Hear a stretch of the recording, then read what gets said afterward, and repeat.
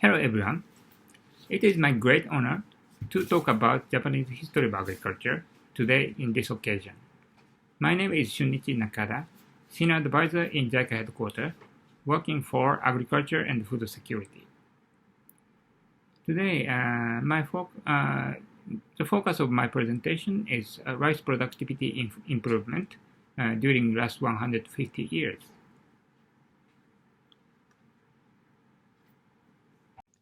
Today, I'm going to talk about several technical highlights of Japanese rice farming technology.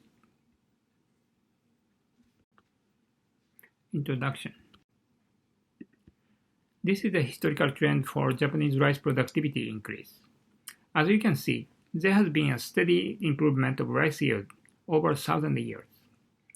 However, you can observe an accelerated improvement after the late 19th century.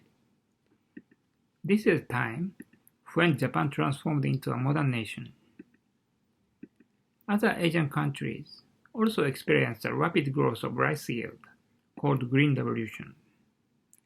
However, Japanese case was 100 years earlier than this and achieved a yield level of 4 tons per hectare. I'm going to explain this process divided into two phases: early modernization and post-war recovery. Import technology or local technology. Since Japan started a new governmental system in the late 19th century, the key development strategy was to modernize the country by introducing Western technologies and systems. However, farming systems that were developed for different farming systems based on wheat and livestock and a different environment did not immediately fit for Japanese agricultural system. Then, an alternative approach taken in Japan was to make use of local technologies developed by farmers. This approach was effective because during the age of feudal society, Japan was divided into roughly 300 small territories called hen, and cross-communication between hen was restricted. After those hen were integrated into a modern national system, there was an opportunity for advanced technologies developed in one region to be applied in other areas. This was the source of initial development. The three technological highlights of this period were high-yielding variety, organic fertilizer, and horsepower tillage, which were developed or improved by rural advanced farmers. These technologies were promoted from farmer to farmer through government-led regional workshops. There, rural advanced farmers exchanged the good varieties and technologies that they have developed. The promotion of farmer-developed advanced technology contributed to raising the level of nationwide farming technology for around 4 decades. After this period, a new wave of technology came in, which was developed based on modern Western technologies. As mentioned, modern technology introduced from the West did not work immediately. However, the government invested in a national network of agricultural experimental stations to verify and localize Western technologies to fit the Japanese farming system. Although it took several decades, modern technology finally started to expand gradually. During the mid-20th century, when Japan plunged into war period, agricultural productivity fell stagnant. Right after World War II, Japan faced a serious hunger situation, mainly in urban areas. But Japan successfully recovered from this situation within 5 years through a dramatically rapid development in productivity. This was achieved through several key actions. First, through a land reform program in which poor tenant farmers could acquire their own land, which dramatically motivated them to invest on productivity. Next, consideration of the serious scarcity in government resources. Public investment was strictly prioritized. In the case of agriculture, investment was limited to chemical fertilizer production and exploitation of northern farmland. The exploitation of northern farmland needed a combination of technology and investment. As you know, rice originated in the southeastern part of China, which is a subtropic environment. It means that a cold climate is not suitable for rice, so expansion of rice cultivation in northern Japan required technical innovation. This was achieved through a combination of cold-tolerant varieties and cold-preventing nurseries. Promotion of this technology enabled rice farming in northern Japan, and it was combined with large investment in irrigation in northern prefecture of Japan. As a result of combined efforts, Japanese rice productivity again showed dramatic increase, and the hunger situation was resolved after 5 years. JICA currently supports rice farming in Africa to achieve a doubling of production based on its rich experience in rice productivity improvement. Next, contribution of rice farming mechanization to rural economy. During rapid economic growth in 1960s and 70s, rural farming area faced serious problem of labor shortage as a result of rural-urban migration. Rapid expansion of mechanized rice farming significantly reduced the workload of average rice farmers, so that they could maintain 1 hectare of rice field working 1 day per week. This enabled rural rice farmers to work in non-agricultural jobs for 6 days a week and rice farming only on the weekend. In the 1980s, nearly 90% of Japanese farmers were part-time farmers. As you can see in the graph, also agricultural income increased steadily during 1970s. The rate of increase of non-agriculture is much faster. As a result, the source of income from rural farmer is now dominated by non-agricultural income, and the overall income level exceeded that of urban workers. Adjust technology to local environment. Uniqueness of agriculture in technology promotion. Vehicle of smartphone developed in one country can be used anywhere in the world without any modification. However, in case of farming technology developed in one country cannot easily be transferred to other country, as agricultural technology heavily affected by local agro ecosystem. As mentioned in the previous slide, we need to consider additional steps to promote agricultural technology. After development of core technology, we have to consider strategy to fit with a local agro ecosystem through either adaptation to the environment or modification of the environment.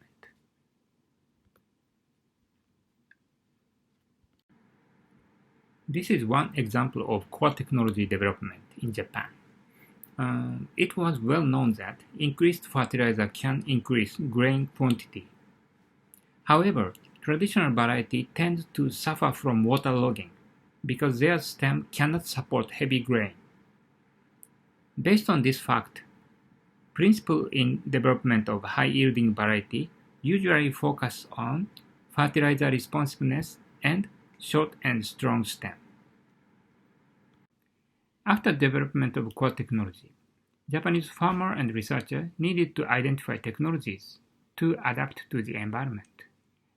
In Japanese rice farming history, new technology have been developed and adopted in western part of Japan, which have warm climate, and it gradually transferred to northern part of Japan with cold climate.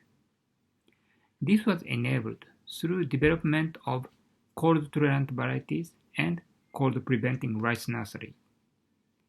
As a result of this innovation, now major rice production area in Japan is accumulated in northern prefectures. Another important approach to meet with environmental conditions is to modify environment itself, such as irrigation. One typical case promoted during 19th century is reform of ill-drained paddy field by making use of horsepower tillage to improve soil nutrient availability. To promote this technology, government established set of support mechanisms, including low credit system and subsidy. Next, sustainability of rice farming. As a simple fact, Japanese farmers maintain intensive rice farming over 1,000 years without serious damage to natural resource and environment. This is due to special characteristics of paddy field farming system together with Asian monsoon climate. I'm going to explain the reason from several aspects in the following slides. From the physical characteristics, paddy fields have a nature to capture, retain, and release water slowly, as paddy system is composed by a number of small ridges and channels. For this reason, it contributes to protect land from flooding and soil erosion. It also enhances the recharge of the groundwater, as paddy field can hold water at the same place for a certain period. One of the biggest sustainability risks of upland farming is continuous cropping hazard. This is caused by accumulation of soil-borne disease, soil mineral imbalance, and plant toxin. In paddy field system, continuous penetration of water through soil layer wash away excess mineral and deliver other minerals. In this way, it avoids accumulation of toxic chemical, maintain mineral balance, and soil microbiological flora. Some Japanese paddy fields play a key role as wildlife habitat for a number of endangered species. Although it is secondary environment, it already became a part of rural ecosystem after 1,000 years of continuous cropping. Paddy fields have been a fundamental basis for rural economy and livelihood. After hundreds of years of history as a center of rural life, rice farming system created unique culture, lifestyle, and beautiful rural landscape. Japanese experience extended to other countries. I previously explained 3 steps to promote agricultural technology occurred in Japan: core technology development, adaptation and modification of the environment. Now I'm going to explain similar steps occurred in surrounding countries.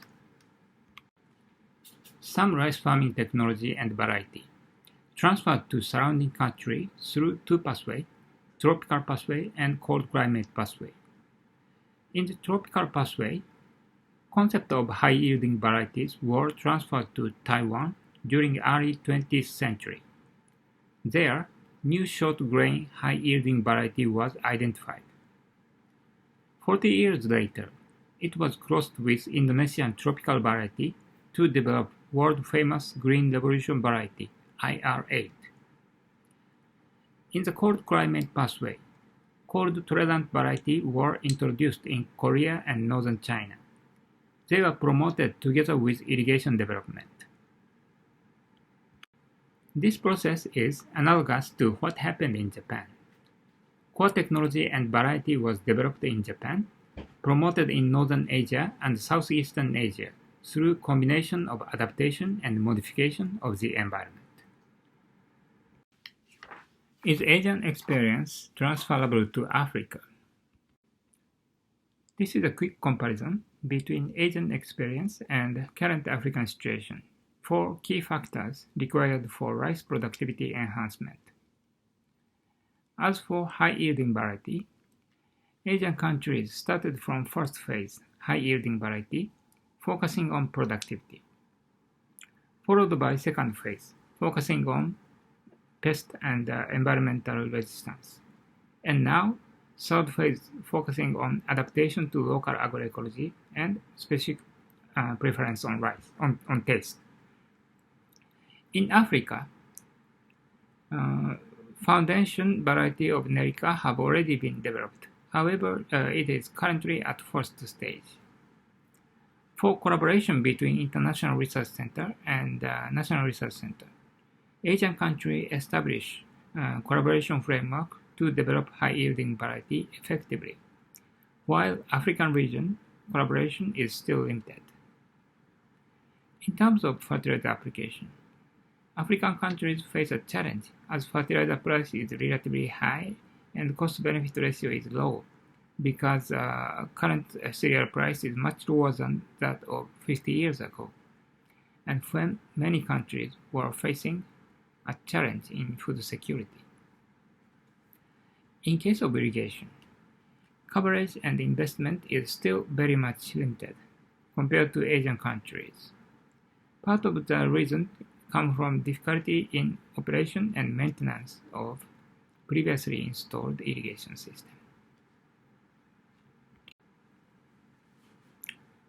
Investment efficiency of irrigation is determined by cost of investment and return from the products.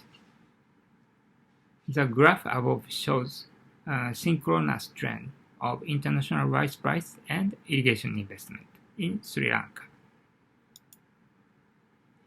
Challenge is, since Green Revolution during 1970s, commodity price is decreasing in the long run as shown in the graph. This means investment efficiency of irrigation is also decreasing. This is a challenge to latecomers in like African countries.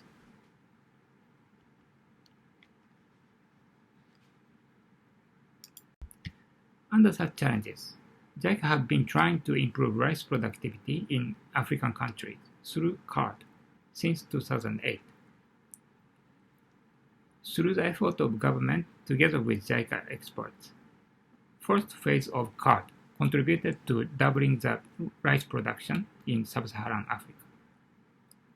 Despite these successes, we still find challenges in African rice industry development, including such as competition with imported rice in price and quality, post-harvest management, mechanization, stable yield development, and so on.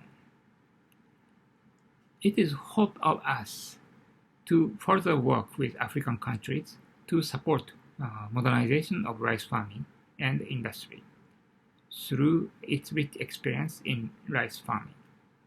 Thank you very much.